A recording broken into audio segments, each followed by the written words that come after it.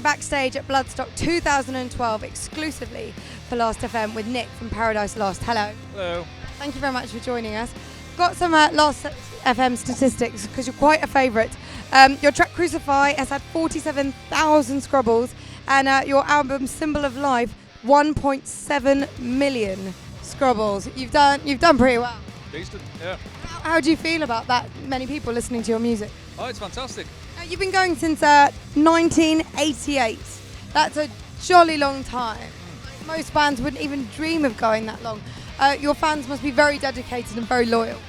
Well, we kind of get new ones because some of them die, and then we get new ones. So we get their sons and daughters.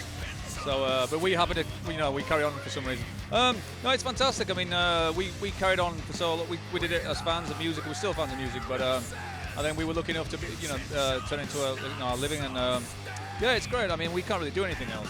We are institutionalized to metal music. Bit of a cliche there, but it's true. How long do you plan on going, or until you drop down dead, basically? Again, we can't do anything else. We couldn't get a job anyway, so we've just got to do the best we can with this, So.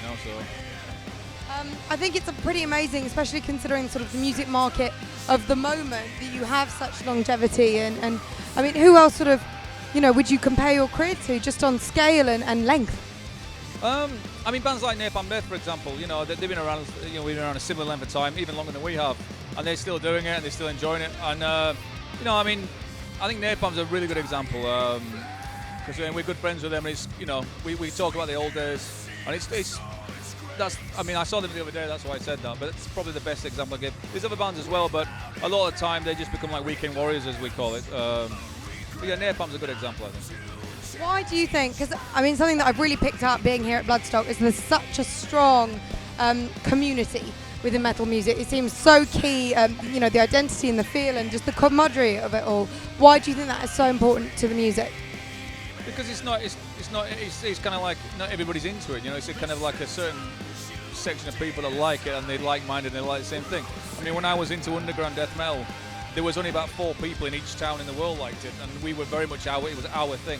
I mean, when I used to like Metallica in the early 80s, it was very much our thing, but it just kind of got bigger.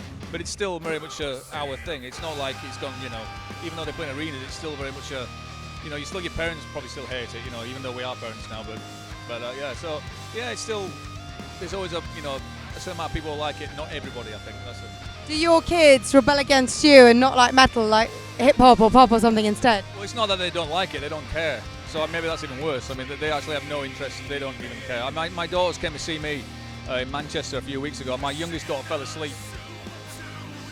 And she didn't have earplugs in either, so yeah, so no manners, but what... Just saturated in. No manners, but what a critic. Yeah,